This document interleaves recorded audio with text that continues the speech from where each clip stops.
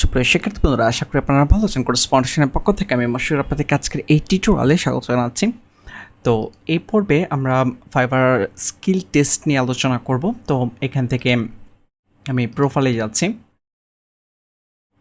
প্রোফাইলে যাওয়ার পর দেন হচ্ছে স্ক্রল ডাউন করতেছি। স্ক্রল ডাউন করার পর এখানে এই যে টেস্ট টেকেন, তো আমি অলরেডি একটি টেস্ট দিয়েছি ওয়ার্ডপ্রেস 4.1, যেখানে স্কোর আসছে হচ্ছে 10 থেকে 7। ওকে, তো আপনারাও এরকম টেস্ট দিতে পারেন। আপনারা যেই ক্যাটাগরিতে কাজ করতেছেন ওই ক্যাটাগরির উপরে যেই টেস্টগুলো এখানে রয়েছে আপনারা দেখতে পারবেন কী কী টেস্ট এখানে রয়েছে। আমি টেক এ টেস্ট এখানে ক্লিক করতেছি। ক্লিক করার পর দেন হচ্ছে এখানে অনেকগুলো টেস্ট রয়েছে, all category, translation, computer skill, graphics design. আপনি যেই ক্যাটাগরিতে আপনি কাজ করেন তো বা কাজ করবেন সেটার উপরে সেই ক্যাটাগরি আপনি এখান থেকে চুজ করবেন। সে ওয়েব ডিজাইনিং আমি এখানে চুজ করতেছি। এবং ওয়েব ডিজাইনিংয়ে আপনার অনেকগুলো টেস্ট রয়েছে যেগুলো থেকে আপনারা টেস্ট দিতে পারেন। ওকে, তো আমার যেহেতু আমি ওয়ার্ডপ্রেস নিয়ে কাজ করি বা ওয়েব ডিজাইন নিয়ে কাজ করি, তো আমি এখান থেকে শুধু একটি একটি টেস্টই দিয়েছি, সেটা হচ্ছে ওয়ার্ডপ্রেস 4.1। আপনারা ইচ্ছা করলে একাধিক টেস্ট এখান থেকে দিতে পারেন।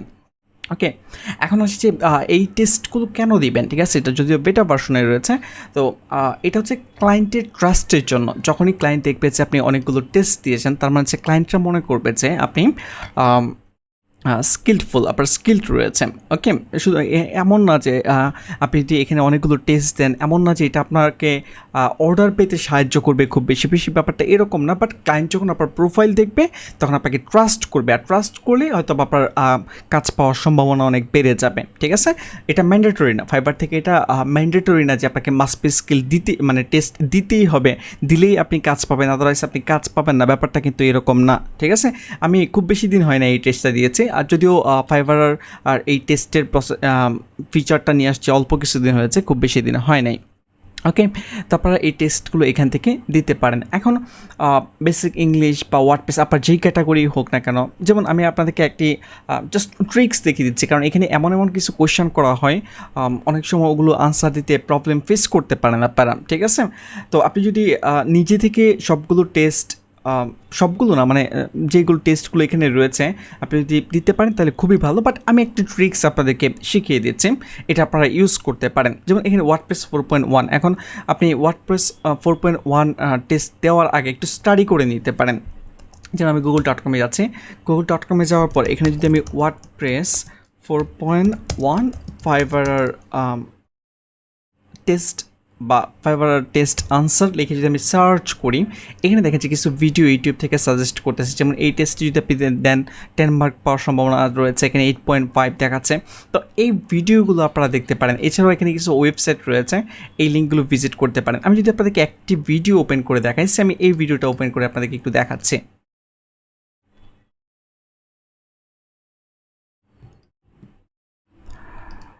ওকে, আমি আপনারা চেক করে নেবেন। ঠিক আছে, আমি একদম লাস্টে চলে যাচ্ছি। লাস্টে যাওয়ার পর এখানে দেখেন যে সে স্কোর কত পেয়েছে এটা আমি জানতে যাচ্ছি। ওকে, 8.5।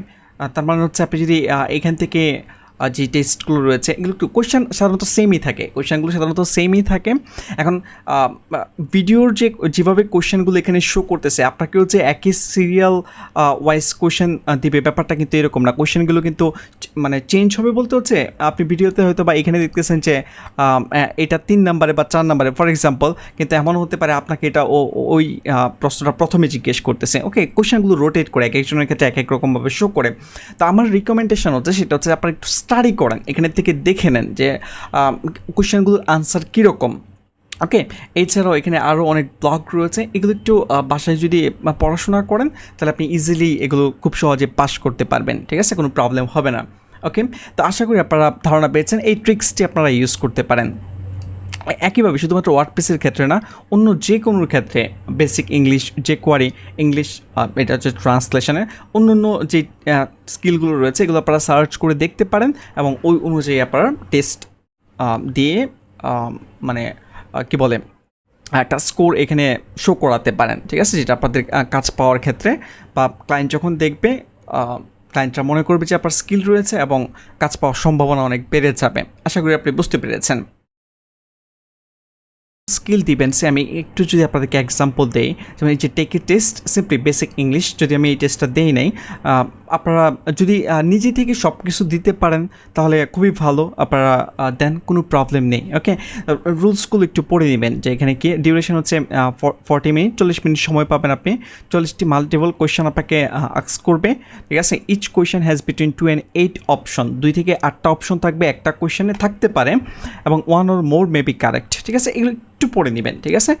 এখানে দেখাচ্ছে লাস্ট যে অপশনটা, এটা খুবই ইম্পর্টেন্ট জানাটা, there is a 1 day waiting period between text retake. মনে করেন যে আপনি টেক্সট দিলেন, এখন টেস্টের রেজাল্ট ভালো আসে নাই, আপনি আবার রিটেক দিতে পারবেন, কিন্তু আপনাকে একদিন ওয়াইট করতে হবে। You can only take a test twice in a 3 month, মানে 3 মাসের ভিতরে আপনি টেস্ট সর্বোচ্চ 2টা দিতে পারবেন, এর বেশি দিতে পারবেন না। মনে করেন যে আপনি একটা টেস্ট দিয়েছেন আজকে, এখন টেস্ট রেজাল্ট ভালো হয় নাই, কালকে আপনি আরেকবার দেবেন, এবং কালকেরটাও মনে করেন যে ভালো হয়নি, আপনি আবার দিতে যাচ্ছেন, সেক্ষেত্রে আপনাকে 3 মাস ওয়েট করতে হবে। 3 মাস পর দেন আপনি আবার দিতে পারবেন, ঠিক আছে। এই 3 মাস সময় দিবে আপনাকে পড়াশোনা করার জন্য, স্টাডি করার জন্য। ওকে, তো যে ওয়েতে আমি আপনাদেরকে বলে দিয়েছি, তো ওই ওয়ে যদি ফলো করেন আশা করি আপনারা খুব সহজেই এই টেস্টগুলো পাস করতে পারবেন, ঠিক আছে। তো সিম্পলি এখানে স্টার্ট টেস্ট, এখানে ক্লিক করলেই স্টার্ট হয়ে যাবে, আপনারা নিজেরা দেখলেই বুঝতে পারবেন, ঠিক আছে। আর একটু আগে তো দেখালাম যে ওই ভিডিওগুলো যদি আপনারা দেখেন তাহলে আপনারা আরও ক্লিয়ারলি বুঝতে পারবেন যে টেস্টগুলো কীরকম, কীভাবে দিতে হয়, রেজাল্ট কীভাবে শো করে, এভরিথিং আপনারা ডিটেলস ওই ভিডিওগুলোতে দেখতে পারবেন। তো আশা করি আপনাদের টেস্ট দিতে কোনো প্রবলেম হবে না।